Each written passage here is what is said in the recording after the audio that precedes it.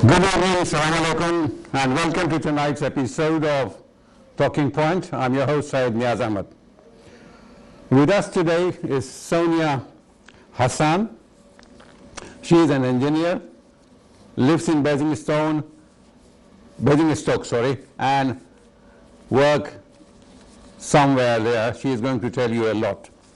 Sonia was recently awarded the Best Engineer Award, and she came to our notice through her local newspaper, and one of our scouts suggested that why not we have this lady from Bangladesh. She's an engineer. She has done very well in her profession, so why not? And we have been trying with the idea, what with COVID and what with the bad weather a few weeks ago, we had to delay it, but there you are, nice sunny weather, back again, and we have Sonia with us. Welcome to the show, Sonia. How are you today? I'm fine, thank you for asking. How are you? Great. Great to have you. How long have you been in this country? I came here in the UK November 2014.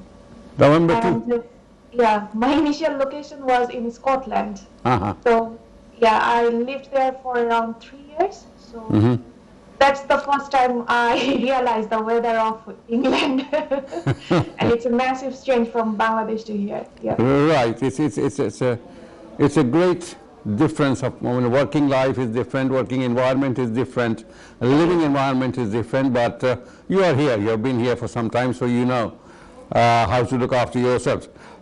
Tell us something about your own life. Why did you, as I asked you before, why didn't you become a home economist rather than an engineer, a civil engineer? That's like any other Bangladeshi family. My parents obviously had a great influence on that. And it's not like they imposed me, but education has been always a focus in my family, and especially STEM. So we are 3 sisters and 1 brother, and my father is an electrical engineer. He did his graduation from BUET. He worked in Bangladesh Power Development Board and retired there as a superintendent engineer. Then my eldest sister, she completed her graduation in BUET. She's an architect. She's currently living and working in Australia. Then my elder sister, she is also, she's not an engineer, but she's a doctor. She's an MBBS doctor. She's also working and living in Bangladesh. Then when it comes to me, so automatically I got this inspiration of the STEM. I'm always a science student. I went to science project. And because my father was electrical engineer, he always wanted a different kind of engineering if I can study. So he suggested me, what about mechanical or civil engineering? And I like drawing. Right. So I said, okay, let's go for civil engineering. So that's the inspiration came from. You like drawing, but you didn't go to architecture? No, I didn't go for architecture. Rather than more like a structural drawing attracts me rather than interior or architectural drawing. And yeah, that's how I ended up in civil engineering. We have had some architects as our guests, and there is a particular lady. She is here living in London, and she is originally from Bangladesh. She's a very well-known architect, and interviewing her was like talking to a philosopher. She talks more about the philosophy that goes behind designing a building. And the lives of the people who will live there or who will work there, and the environment and what impact the building will have, and the inflow of the traffic and the people coming into the building to work and all that. So it seems very complicated, but probably your profession does not involve so much of philosophy. No, it doesn't involve that living quality philosophy rather than safety aspects of the building or the infrastructure. Because architecture can be landscaping and building, but when in civil engineering, we also work with all the infrastructure like bridges, network projects, substructures, airfield project, which I have worked in, and that's a great horizon of construction, because construction is a massive horizon. You can work in different category of projects. It can be a drainage project, it can be a normal building project, and then it can be an airfield project. So my aspect of working is more related to construction rather than the after construction comes the part of the architect where they Right. put See. the landscaping or interior design like this. So are you one of those hard hat users? I am. Yes, I am. Uh, I go to sites quite frequently and I enjoy that. uh-huh. It makes me feel very confident. Yeah. And when I was in Bangladesh, I used to go site, but Bangladesh site security or safety system doesn't still apply all this health and safety PPEs like the personal protective equipment. Right. But here I have to go with full PPE, so it's a different type of experience. Right. Let's take a step back to Bangladesh and say, so you as a civil engineer going to the site in Bangladesh with a hard hat on, how did the labor and the other colleagues, engineers, react to you as a lady, as a female coming into their world? It was actually, it seems like that Bangladesh, there is not many female engineers, but so the question is, what is the perception of other people when you go on site because there is not many people? And the answer would be, they are actually very appreciating. I didn't face anything bad in Bangladesh, any negative perception from people because when I go to site, there are 10 male engineers or laborers working, and when I go there, they actually respect me. They say, okay, that's great. Sometimes we normally do not see any women here, but when they say we see women, they actually respect them, and they Right. That's very good. Quite open, yeah. That's good. See, then you were a breath of fresh air, somebody different. See, and Yes, probably exactly. your mode of command was different than that of men engineers. So Yes, probably you could extract more work from them. Yes, it's all about how you communicate with them, because if you go and start instructing them rather than asking them, because they want to get priority. Like if I ask them how you are doing that, I want to learn, and they are like, okay, I'm here to teach you. But if I go there and I start, okay, what are you doing? It's not right or wrong. Then they become a bit of negative. Obviously, it depends on the attitude Exactly. and how you treat them, and then they will treat you the way. Your journey in life, you see, you are still young, I put that way. You haven't traveled a lot in life, but you have worked on different projects, you see. How life has treated you so far? It's a Professional life, I mean. fascinating question, actually. In my professional life, I have experienced positive things as well as negative things, and very much challenging situation as well. So if I categorize my professional life in two different timeline, one is in Bangladesh from 2009 to 2014, and then from 2015 till now I'm in UK. So when I was in Bangladesh 2009, I started working.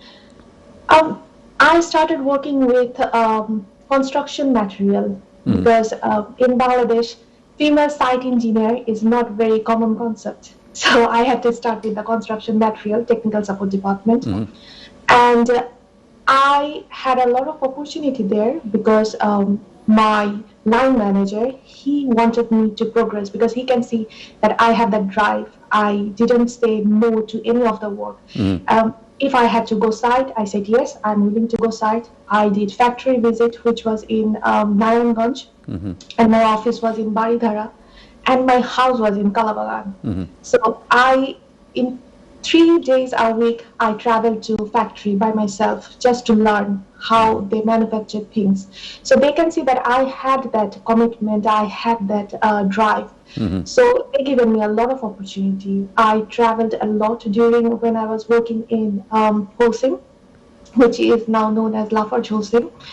So during that time, they given me the opportunity to travel different countries and participate seminars and workshop, and share the local innovative solution that we developed in Holcim with the other countries.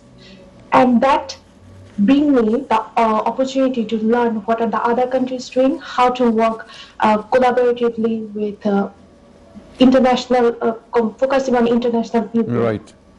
Well, So back. that's sorry. Yeah, yeah, go ahead. Go ahead. Yeah. Okay, so that's one of the perspective of Bangladesh, and the challenging part there was when I started there, I was the only and first employed female technical support engineer.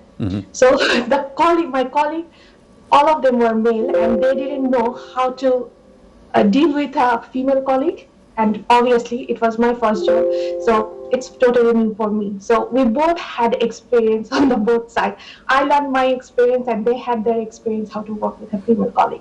Good. It was challenging sometimes, but I had to overcome that. Very nicely put.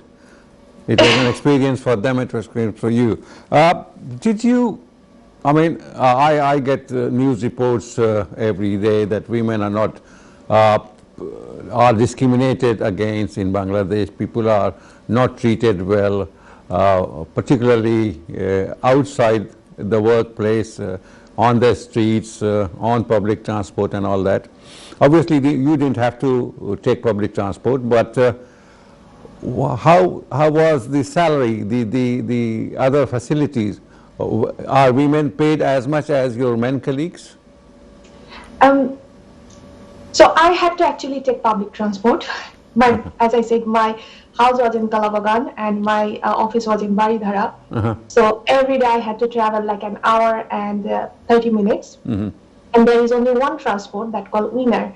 So sometimes even I had to stand on the bus and travel the whole an hour and 30-minute journey. In terms of work, you will always get a mixture of people. Some people will be very welcoming. Some people will be challenging. It's just to find a way how to overcome the situation. It's a balance when to hold the ground and when to say, okay, let it go, just ignore it, something like that. Right. In terms of salary, when I started, I thought I was starting in a good salary because it's a multinational company I was working. But then I realized because I can work good, I have been assigned a lot of work, and then my workload increased. And then I thought, okay, my salary should be increased. One experience I particularly would like to share here, that I worked on the company for 2 years, and I delivered a company goal, which was to get accreditation for a concrete laboratory, which I set up with a team. And that concrete laboratory became the first and only accredited concrete testing laboratory of Bangladesh. Okay. And that was a massive goal of achievement for me. However, when I went for promotion, I couldn't get a promotion. Why is that? It's because if I get a promotion, my colleagues will become same level to me. And they are like 10 years senior. Very interesting, Sonia. We need to take a break, and when we have come back from the break, we will pick up the thread and we'll go back to Bangladesh and your experience, okay? Thank you. Thank you, viewers, for being with us. We need to take a break right now. Welcome back. Just before the break, we were talking to our guest today, Sonia Hassan, an engineer from Bangladesh who is working on a very important project in this country, and she has been awarded recently for her achievements and good work. Welcome, Sonia. You were talking about something before we were presently stopped by the commercial break. That's okay. So I was talking about it's more like, I wouldn't say it's discrimination, but I would say it's a difference of how female employee is judged against a male employee in Bangladesh. So I was doing the same level of work. I was delivering company goal and objective. However, because my other colleagues who were like 10 or 8 years senior than me, and if I get a promotion, they will become the same level of me. So that create a political situation in the company that should we give Sonia a promotion, though she deserves it, And then I had a meeting with my line manager, and he told me that this is more than a capability. It's a more political issue now, because if I give you promotion, I may lose some other employee. So what I'm going to do, I'm going to give you a good increment. I'm going to make sure that you go for all the good projects that I can assign you. I will try to put as many as foreign and local training for you, but maybe not the promotion this time. And I accepted that offer because I didn't have any other option rather than looking for a new job, but I loved my job there. So that's how the scenario then, and I was talking about like 2012. I hope the situation has improved now, but this is how the difference between a male and a female employee in Bangladesh. Well, this is the situation throughout the world. See. Sometimes. Even in this country, after all these years, we have had only 2 female prime ministers. That's a great example. America has never had any female president. See, this is for the first time that a vice president has been elected, a female vice president. See, so this is the situation world over, and but Bangladesh is very lucky that we have had female prime ministers one after the other. See. Yes.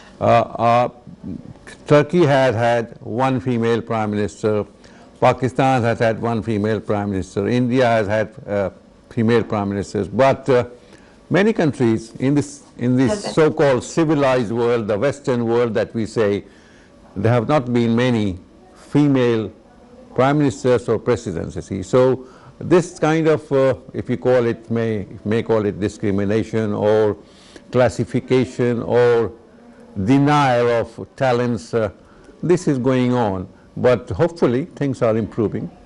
I can see the silver lining with people like you coming along in men's domain and challenging them that yes, I can do that too, what you can do, I can do that too. So, and I can do equally well, if not better. So that's the kind of attitude. Yeah, tell me about this award of yours. How was it? What was it? And what did you excel into? What were the circumstances that brought you this laurel? I have total like 11 years experience in construction industry, including both Bangladesh and the UK. So my most recent experience is with Ferrovial Construction. That's the company I was working. In 2020, my company got an invitation to participate in the WISE Award. WISE stands for Women in Construction and Engineering. It's basically for European women. Now, it doesn't mean that you have to be European. It could be you are working anywhere in Europe, but you can be any nationality. And during that time, my line manager contacted me, and he asked me that, Sonia, do you want to participate here? I think you can go there. It's a good opportunity.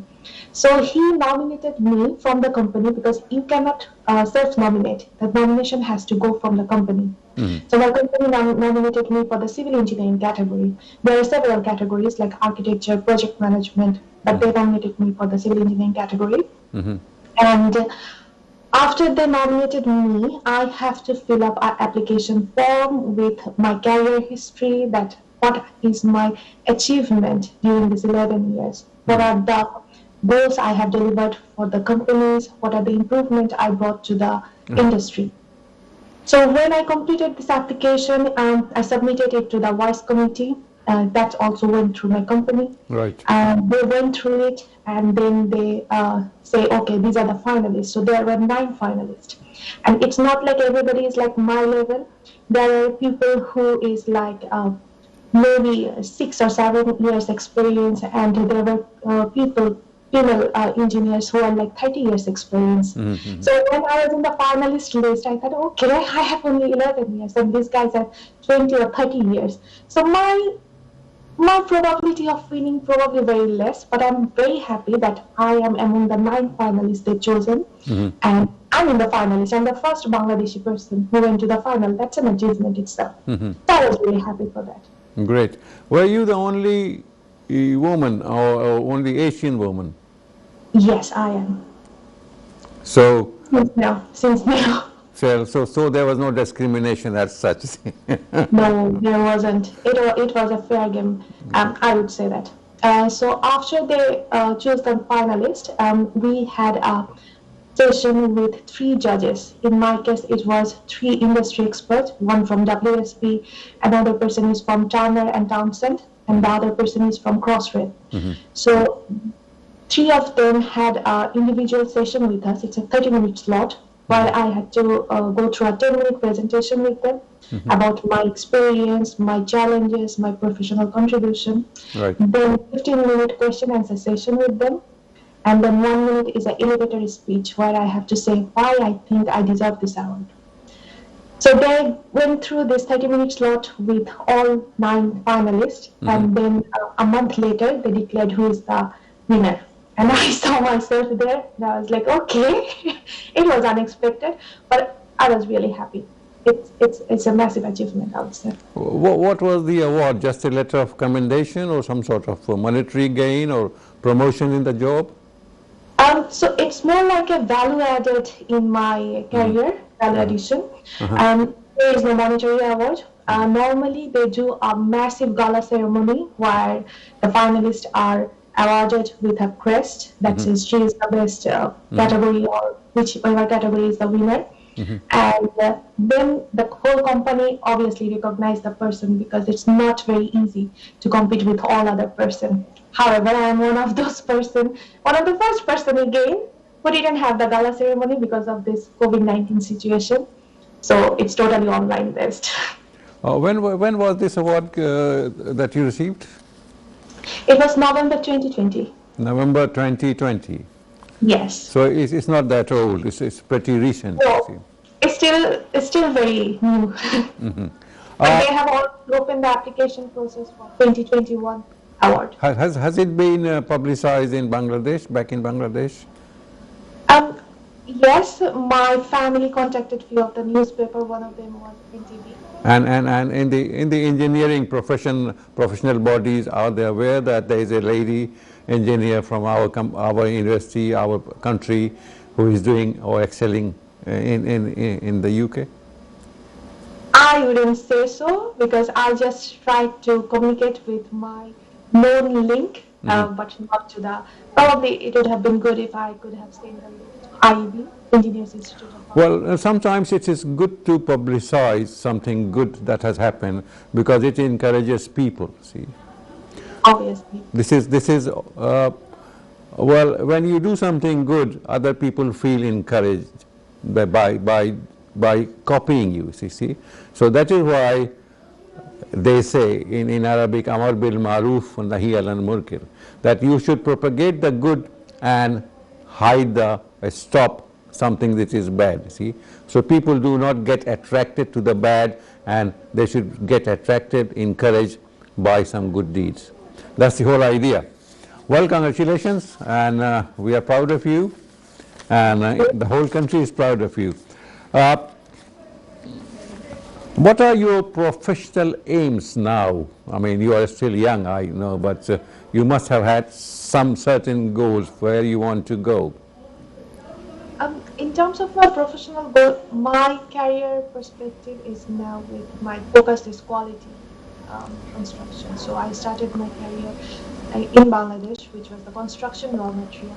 Then when I started working in UK, I worked in the precast manufacturing company, which are like off-site manufacturing company. Well, Then, I have lost you, but can you repeat what you said just now? yes. So when I started working in 2009, I started working with construction raw material, and that's quality assurance products. I came in UK, I worked in precast manufacturing. So these are basically off-site manufacturing company. And I also focus on the quality aspects of those. Now I'm working in on-site construction. So segment. My future aspect is to expand the horizon to environmental perspective and health and safety perspective, uh, and work in design or any other quality related aspect of the construction sector. Have you thought about your future? I mean, where does your future lie? Working overseas, back in Bangladesh, and how would your experience overseas will benefit engineering areas, engineering companies, engineering work in Bangladesh? So I am from Bangladesh. My husband is from Bangladesh, and we are the only two person living alone in UK. All my relatives are in Bangladesh. So long term, we will be going back to Bangladesh. That's our but we don't know what happens in long term. However, working in both Bangladesh and in the UK gives me a broad experience of work experience. Like in Bangladesh, I have learned the basics. But when you come in here, I have learned the management skill, communication skill, more professionalism things. I'm still losing you. I can't hear you. Uh, Uh-huh. can you hear me now? Can you increase your volume? Sure. Can you hear me now? Yes, this is better now. Yes, yes, continue. Okay. So I was talking about how both working in Bangladesh and in international experience has given me the opportunity to learn about project management, communication skills, not only the technical things, but Uh-huh. also aspect of professional skills. So it's a time of globalization. And can you please repeat? Hear me? Okay, we are having some problem with the sound, so can we take a break, and when we come back, we will restart the conversation. Okay, Sonia? Yeah, sure, no worries. Hello? Yes, yes, I'm okay. Hello? Yes, I'm okay with Okay, that. I would like to take a break right now, Okay. and then when we come back, we'll pick up the thread. Okay, thank you. Thank you, VS, for being with us. We need to take a short break here. Well, welcome back. Yes, Sonia, we were talking about something, and then we had a bit of a technical glitch. Uh, Now we can hear you loud and clear. You can continue on the same topic if you like. Okay, so I guess we are talking about my professional aim and Uh-huh. what is my long-term goal if I want to Yes, be yes. for Yes, Bangladesh. go ahead. So my professional goal at this moment is to have a good career progression. For that reason, I want to do some project management course like Prince 2 or APM courses. Uh-huh. I also want to do courses on environmental perspective and health and safety perspective of construction in the UK. In terms of long term, I'm from Bangladesh and I always want to go back to Bangladesh. Currently, I'm working in the UK and I would like to have as much as international experience before I go back. Uh, there are so many people in your profession and in other professions or aspiring to become engineers, you see, they have not been so lucky. So do you think that you can act as a guide, you can create better circumstances for such people? Have you thought of that? I have, and actually, that's a discussion between myself and my husband. And Uh-huh. we want to create our online training portal Uh-huh. where we can share our experience with the Bangladeshi young starters, Right. young starts who are joining the site or civil engineering section. They can learn from our experience about professional work and other skills that they need, not only the technical aspect. For that, would you like to establish some sort of organizations or groups, institutes to groom them, young engineers or even those girls who would like to study engineering, like pre-engineering they used to call it at one time in our time? So yes, that could be an option because now technology in hand, we can create a Facebook group or any social media group to Yep. reach all group. And the other thing is we can do a web portal where we can offer some video clips or maybe some online training on these topics. I actually already have a group in Facebook which calls Bangladeshi Women in Engineering in STEM, and I have like more or less 100 or 200 followers there. Uh-huh. And I try to share my experience with those girls, Mm-hmm. inspire them. I think there's also a need for educated women to provide the guidance like there are a lot of projects and there are a lot of NGOs, but still I think, and I do come across a lot of young doctors and engineers and technocrats, and they all feel that back home they should start something for those not so lucky to get those chances that we have had in our life. Like, I'm not talking about just profession, but also like to start a small business. Uh, Even in rural areas, there are a lot of ladies very, very clever, very smart with their hands, with their minds, but they do not get to do things that they would like to. Call it the lack of the opportunities, the discrimination against women, or just you can't do it, my wife cannot do it, she doesn't have the ability, or my daughter cannot do it, or the insecure environment that women usually feel back home, see. So do you think that it would be a good idea for women like you to start something like that? See, I'm one of those persons who always encourages people to go into that, so that if we can change the lives of 10 persons, that will be a great thing. I think that's a great idea because I know that some of my friends and some of the people in Bangladesh, they are working in this sector and trying to bring changes. And if I can be a part of this, I will consider myself lucky. It might be a bit difficult when I'm staying in the UK, but again, I can do it. It can be done through internet, through Yep. Skype, Zoom, as we have adopted now. So if I can get the opportunity, certainly I can start now. But if I don't get it with any existing group, then probably I had to start from scratch. So that's another level of discussion. Yep. No, there's a lot of interest among the young people back home, all over the world as well, in the social media. They are social media savvy. They're always finding things here and there. Check it on YouTube, check it on Google, doing TikTok, doing this, doing that, see. But if apart from entertainment, if they can use it professionally and economically to benefit themselves and the society. That is a great opportunity, I think, because as I said, there is not only Facebook now, there is so many social media. Yep. And maybe we need to think out of the box how we can use them, Yes. not only for entertainment, but as to bring improvement in the deprived society.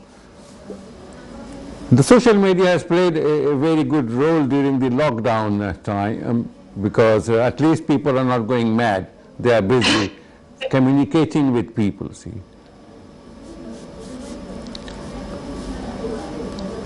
Hello?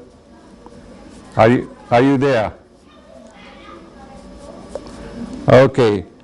As I was saying, that during the lockdowns, the social media has played a great role.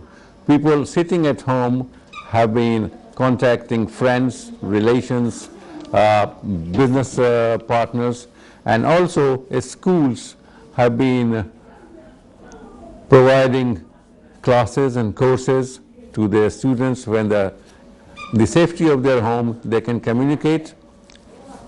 But this is not the panacea of the problems.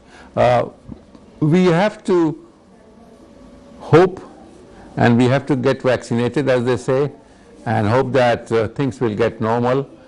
keeping the distance, if we can meet people, communicate with them, and do our business. Obviously, we have to think of the greater goodness, greater good of the society, and business opportunities.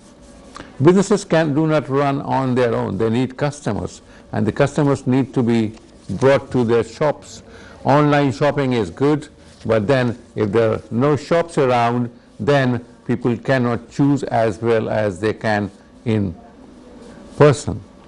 A lot of people have lost their jobs because of the pandemic, and online shopping, clicking it does not help all the time. Yeah, food can be brought in, but what about the jobs of the people, the salespersons who were there, the show window experts who were there? They have all been denied of their profession. See? And this is the problem. So, while social media has done a lot, we can still use social media. We were talking to our guests today about using social media for the upliftment of women in backward societies where the equal opportunities are not available. Then how can we communicate with them?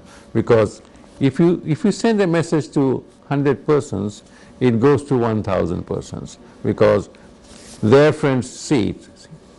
And if we can roll an idea on a very small scale,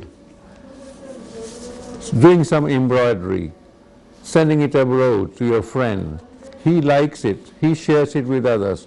Somewhere somebody likes the idea that it can be exploited commercially, it can be used for selling, and that will bring in a lot of other people who are interested in business. And this is the way social media helps societies. Are you there? Can you hear me? I can hear you. Can you? Good. We were talking about social media and its impact during the lockdown and how we can exploit it. Okay, go ahead. So obviously, social media has played a tremendous role during the lockdown because we cannot meet with anyone, we cannot go to any house. The only way you can connect to people now is if you or make some video calls. I'm talking about personal life because in professional life we are using Teams or any other thing to connect with professional meetings. I've been working from home for last 4 months. I've not been able to went to anywhere because of the lockdown and my office imposed rules.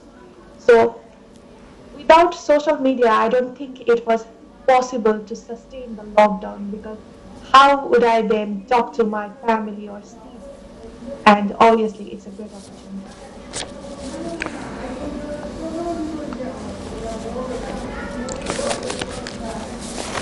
Well, Sonia,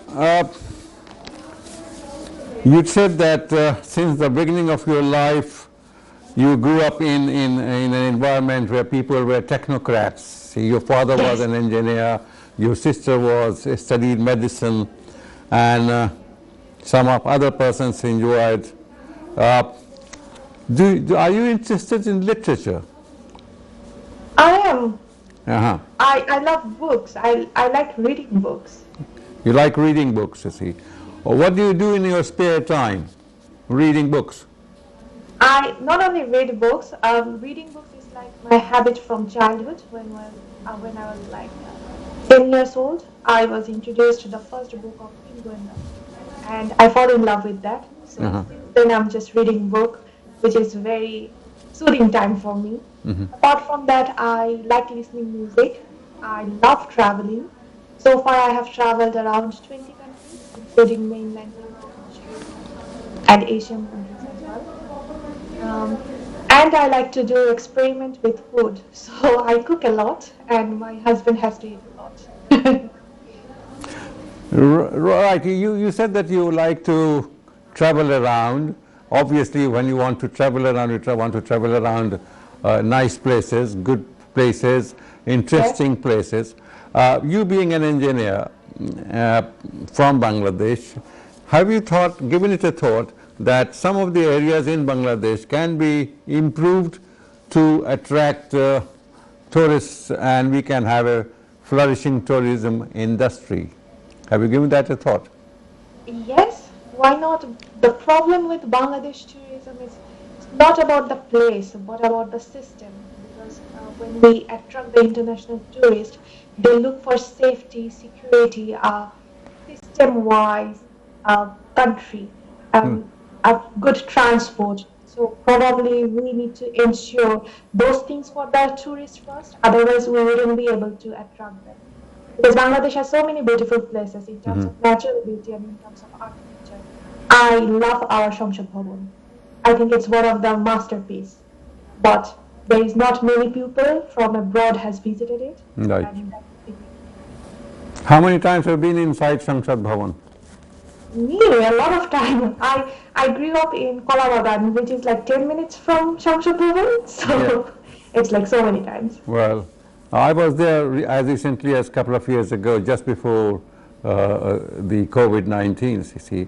It's a massive building, but from outside, a friend of mine, an English friend of mine, he saw the picture and he said, "Is it an atomic reactor or something?"